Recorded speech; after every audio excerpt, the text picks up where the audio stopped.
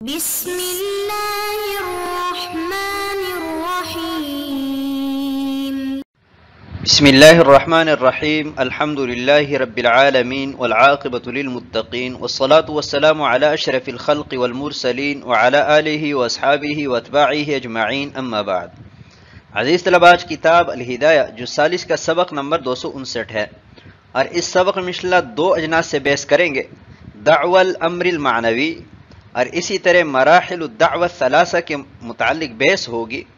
اور کتاب کی عبارت وَإِن كَانَ حَقًّا فِي الذِّمَّةِ سے لے کر فَلَا بُدَّ مِن طَلَبِهِ تک ہوگی۔ آتے ہیں کتاب کی عبارت کی طرف۔ قال وَإِن كَانَ دَيْنًا فِي الذِّمَّةِ، اور اگر مدعا ذمہ میں دین ہو، ذکر انہ یطالبہ بہ،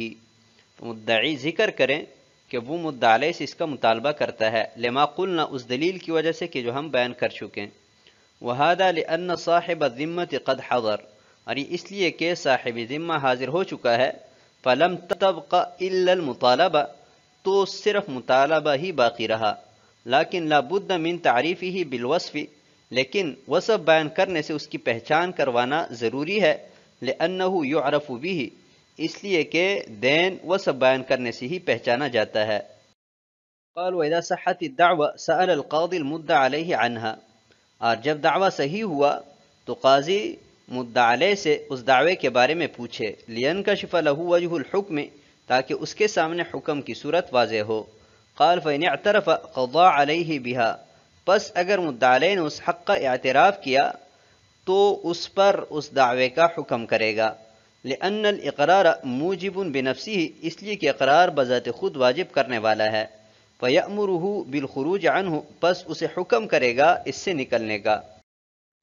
وإن انکر سأل المدعی البینۃ، اور اگر انکار کیا تو مدعی سے بینہ کا مطالبہ کرے گا، لقولہ علیہ الصلاۃ والسلام الک بینۃ، حضور اکرم صلی اللہ علیہ وسلم کی اس قول کی وجہ سے کہ آپ کے پاس بینہ ہے، فقال لا، تو اس نے کہا کہ نہیں، فقال لک یمینہ، تو حضور اکرم صلی اللہ علیہ وسلم نے فرمایا کہ آپ کے لیے اس کی قسم ہے۔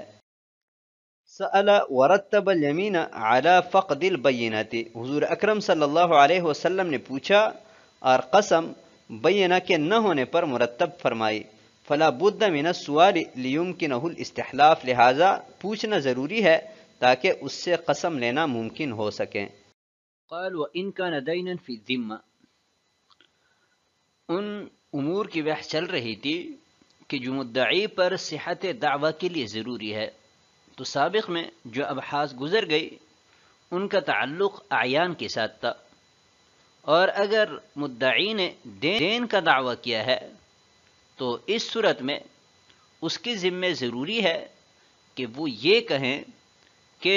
مدعا علیہ کے ذمہ جو میرا قرض ہے میں اس کا مطالبہ کرتا ہوں، اور اس کی دلیل سابق میں گزر چکی ہے کہ یہ مطالبہ کرنا مدعی کا حق ہے، اس لیے اس پر ضروری ہے کہ وہ مطالبہ کریں۔ وَهَذَا لِأَنَّ صَاحِبَ الذِّمَّةِ قَدْ حَضَرَ، اور اس لیے کہ مدعی کے دعوے کے نتیجے میں مدعا علیہ پر یعنی مقروض پر مجلس قضا میں حاضر ہونا واجب تھا، وہ حاضر ہو چکا ہے، ابھی پیچھے صرف مطالبہ رہا ہے، تو وہ چونکہ مدعی کا حق ہے اس لیے اسے مکلف بنایا گیا کہ اپنا حق طلب کرنے کے لیے آپ پر مطالبہ ضروری ہے، لہذا آپ مطالبہ کریں۔ لیکن لابد من تعریفہ بالوصف، لیکن یہ بات ذہن میں رہیں کہ مدعی جس چیز کا دعویٰ کر رہا ہے وہ غیر معین ہے، اور غیر معین چیز مجہول ہوتی ہے، اور مجہول میں دعویٰ درست نہیں ہوتا، تو اس وجہ سے مدعی پر لازم ہے کہ تعریف کروائیں۔ تو اب اشارے سے تعریف کروائے یہ تو ممکن نہیں ہے، کیونکہ غیر معین چیز کی طرف اشارہ کرنا ممکن نہیں ہے، تو ہمیں وصف کی طرف جانا پڑا کہ مدعی اس دین کا وصف بیان کریں کہ مدعا علیہ کے ذمہ جو میرا قرض ہے وہ مثلا 1000 کھرے درہم ہے، تو وصف بیان کرنے سے بھی جس چیز کا وہ مدعی ہے اس کی پہچان حاصل ہو جاتی ہے، اور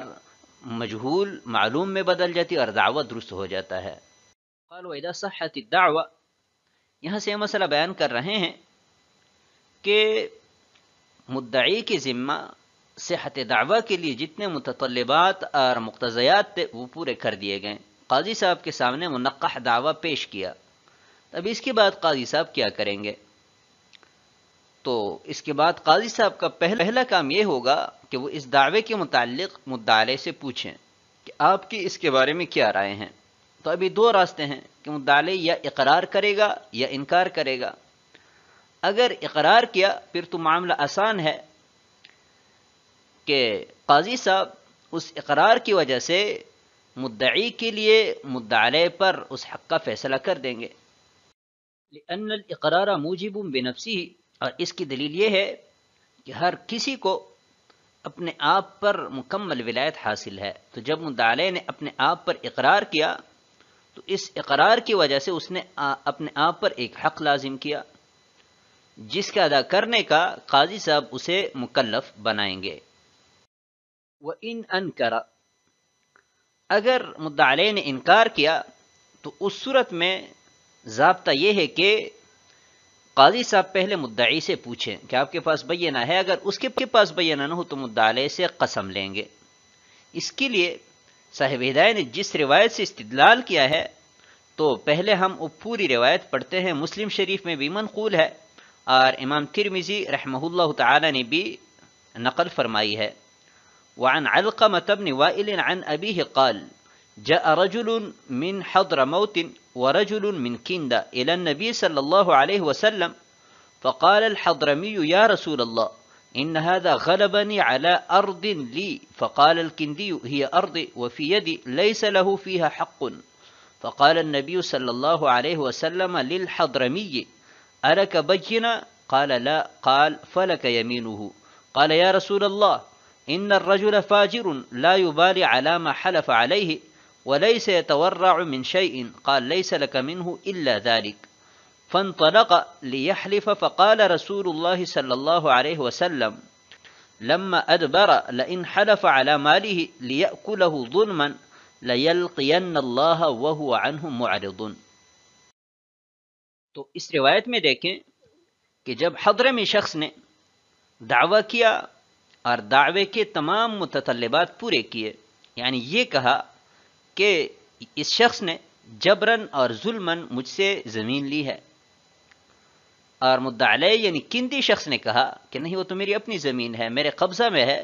اس زمین میں اس کا کوئی حق نہیں ہے۔ تو حضور اکرم صلی اللہ علیہ وسلم پہلے حضرمی شخص یعنی مدعی کی طرف متوجہ ہوئے اور کہا الک بینہ، کہ آپ کے پاس اپنے دعویٰ پر کوئی بینہ ہے؟ تو اس نے کہا کہ لا، نہیں میرے پاس بینہ تو نہیں ہے۔ تو حضور اکرم صلی اللہ علیہ وسلم نے کہا فلک یمینہ، پھر تو آپ کا حق ہے کہ آپ کے لیے مدعا علیہ قسم اٹھائیں۔ تو دیکھیں حضور اکرم صلی اللہ علیہ وسلم نے پہلے مدعی سے بینہ کے بارے میں پوچھا ہے، تو قاضی صاحب بھی پہلے مدعی سے بینہ کے بارے میں پوچھیں گے تاکہ عدم بینہ کی صورت میں وہ مدعا علیہ سے قسم لے سکیں۔ آتے ہیں اگلی عبارت کی طرف، قال فَإِنْ أَحْضَرَهَا قَضَى بِهَا، پس اگر مدعی نے بینہ پیش کر دیا تو اس بینہ پر فیصلہ کرے گا، لِأَنَّهَا حُجَّةٌ لِإِنْتِفَاءِ التُّهْمَةِ عَنْهَا، اس لیے کہ حجت ہے اس سے تہمت منتفی ہونے کی وجہ سے، وَإِنْ عَجَزَ عَنْ ذَلِكَ، اور اگر وہ بینہ سے عاجز ہوا، وَطَلَبَ يَمِينَ خَصْمِهِ اسْتَحْلَفَهُ عَلَيْهَا، اور اپنے مد مقابل سے قسم کا مطالبہ کیا تو اس دعوی پر قاضی اس سے قسم طلب کرے گا، لما روینا، اس روایت کی وجہ سے کہ جو ہم بیان کر چکے ہیں، ولا بد من طلبه، اور مدعی کا قسم طلب کرنا ضروری ہے، لأن الیمین حقه، اس لیے کہ قسم اس کا حق ہے، الا ترى انه کیف اضیف الیہ بحرف اللام، کیا تم نہیں دیکھتے کہ کیسے اس کی طرف لام کے ذریعے قسم کی نسبت کی گئی، فلا بد من طلبه، لہذا اس کا مطالبہ کرنا ضروری ہے۔